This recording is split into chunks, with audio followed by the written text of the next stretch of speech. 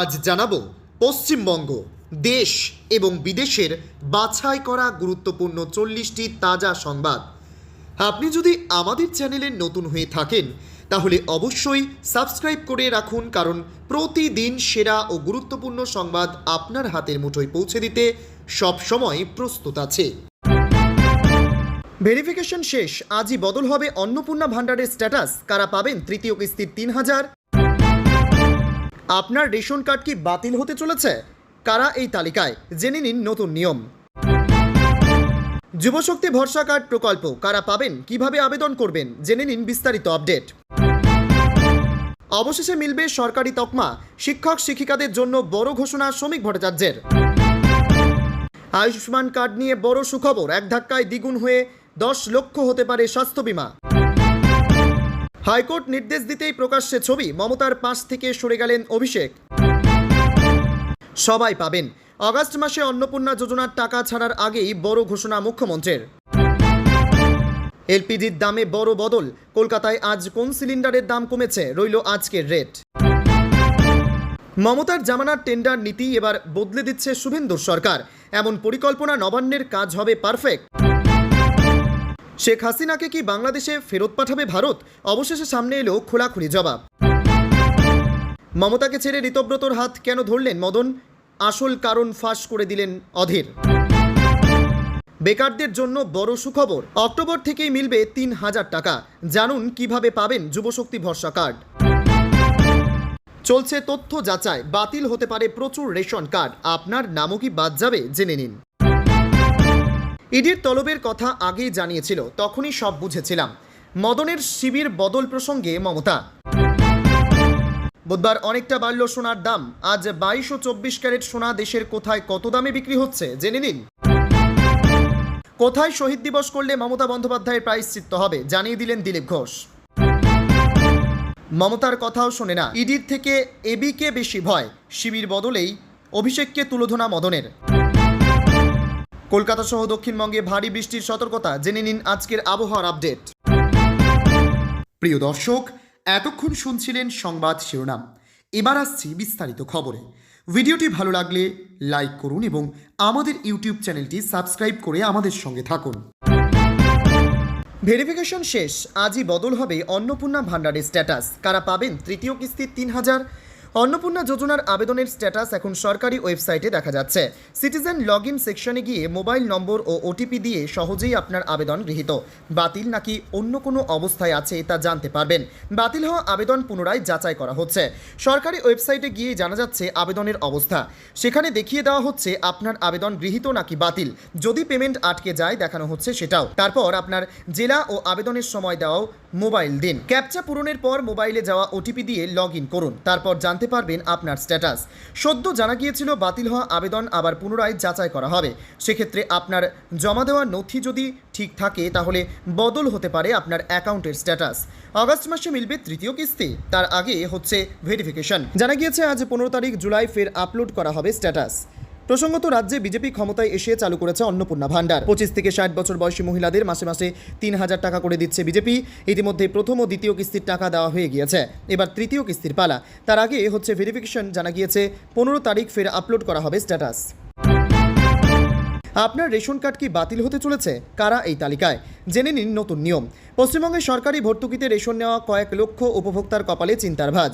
জাতীয় খাদ্য সুরক্ষা আইনের আওতায় যারা বিনামূল্যে বা স্বল্প মূল্যে চাল গম পান তাদের তথ্য যাচাইয়ের প্রক্রিয়া জোরদার করেছে খাদ্য দপ্তর। যোগ্য উপভোক্তারা যাতে সুবিধা পান এবং অযোগ্যরা যাতে তালিকা থেকে বাদ পড়েন সেই লক্ষ্যেই চলছে এই বিশেষ অভিযান। কেন্দ্রীয় সরকারের নির্দেশে দেশজুড়ে রেশন কার্ডের তথ্য নতুন করে খতিয়ে দেখা হচ্ছে।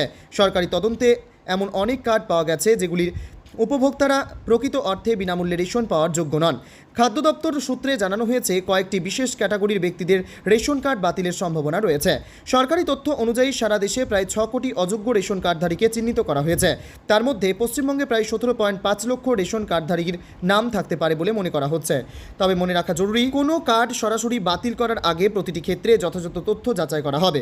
তবে ভেরিফিকেশন নাম বাদ গেলে রেশন কার্ড বাতিল হতে পারে, তাই আতঙ্কিত না হয়ে সরকারি নির্দেশিকা অনুযায়ী তথ্য যাচাইয়ের প্রক্রিয়াটি সম্পন্ন করা প্রয়োজন। যুবশক্তি ভরসা কার্ড প্রকল্প কারা পাবেন, কিভাবে আবেদন করবেন, জেনে নিন বিস্তারিত আপডেট। রাজ্যের বেকার যুবক যুবতীদের কর্মসংস্থানের সুযোগ তৈরি না হওয়া পর্যন্ত আর্থিকভাবে কিছুটা স্বস্তি দেওয়ার লক্ষ্যে রাজ্য সরকার ঘোষণা করেছে এক নতুন প্রকল্প যুবশক্তি ভরসা কার্ড। আগামী অক্টোবর মাস থেকে এই প্রকল্পের সুবিধা সরাসরি ব্যাংক অ্যাকাউন্টে পেতে শুরু করবেন যোগ্য আবেদনকারীরা। ন্যূনতম মাধ্যমিক পাস কিন্তু স্নাতক নন এমন যোগ্য আবেদনকারীরা মাসে 2,000 টাকা করে পাবেন। প্রকল্পের আবেদন প্রক্রিয়া শুরু হলে আবেদনকারীদের সুবিধার্থে নিচের নথিগুলো এখন থেকেই গুছিয়ে রাখতে পরামর্শ দেওয়া হচ্ছে। এই প্রকল্পে কোনো নগদ অর্থ দেওয়া হবে না। ডাইরেক্ট বেনিফিট ট্রান্সফার পদ্ধতিতে সরাসরি যোগ্য আবেদনকারীর ব্যাংক অ্যাকাউন্টে টাকা পাঠানো হবে। তাই ব্যাংক অ্যাকাউন্টের সঙ্গে আধার কার্ড এবং মোবাইল নম্বর সংযুক্ত থাকা অত্যন্ত জরুরি। আগামী অক্টোবর মাস থেকে আর্থিক সহায়তা প্রদান শুরু হওয়ার কথা রয়েছে। আবেদন গ্রহণ, যাচাই এবং কার্ড বিতরণের বিস্তারিত সূচি ও সরকারি নির্দেশিকা খুব শীঘ্রই প্রকাশ করা হবে বলে আশা করা হচ্ছে। তাই আগ্রহী প্রার্থীদের সরকারের অনুমোদিত পোর্টাল ও সরকারি বিজ্ঞপ্তির দিকে নজর রাখার পরামর্শ দেওয়া হচ্ছে।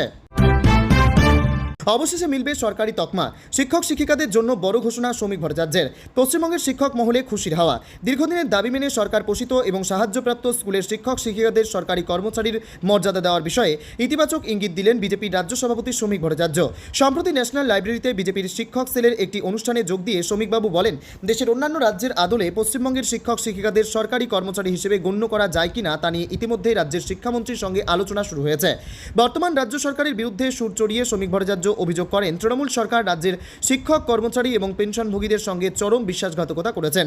তিনি বলেন, বাম আমলে শিক্ষকরা যে সম্মান ও আর্থিক সুরক্ষা পেতেন, তৃণমূল আমলে তারা চরম বঞ্চনার শিকার। উন্নয়নের বদলে মানুষের করের টাকা দামি ব্যারিস্টারদের পেছনে খরচ করেছে এই সরকার। শিক্ষকদের দীর্ঘদিনের লড়াই ও বঞ্চনা। বর্তমানে সরকারি স্কুলের শিক্ষকরা যে সুযোগ সুবিধা পান তা থেকে বঞ্চিত সরকার পোষিত ও সাহায্যপ্রাপ্ত স্কুলের শিক্ষকরা। তাদের যন্ত্রণার তালিকা দীর্ঘ। সরকারি শিক্ষকদের মতো উচ্চতর বেতন হারের সুবিধা থেকে বঞ্চিত তারা। দীর্ঘদিন ধরে সরকারি শিক্ষকদের সমমর্যাদা ও সম সুবিধার দাবিতে আন্দোলন চালিয়ে আসছেন শিক্ষক সংগঠনগুলি। এখন রাজ্য মন্ত্রিসভা এ বিষয়ে কী চূড়ান্ত সিদ্ধান্ত নেন সেদিকেই তাকিয়ে রয়েছে রাজ্যের শিক্ষক সমাজ। আয়ুষ্মান কার্ড নিয়ে বড় সুখবর। এক ধাক্কায় দ্বিগুণ হয়ে 10 লক্ষ হতে পারে স্বাস্থ্য বীমা। কেন্দ্রীয় সরকারের আয়ুষ্মান যোজনার আওতায় দেশজুড়ে সুবিধা করছেন অগণিত দেশবাসী।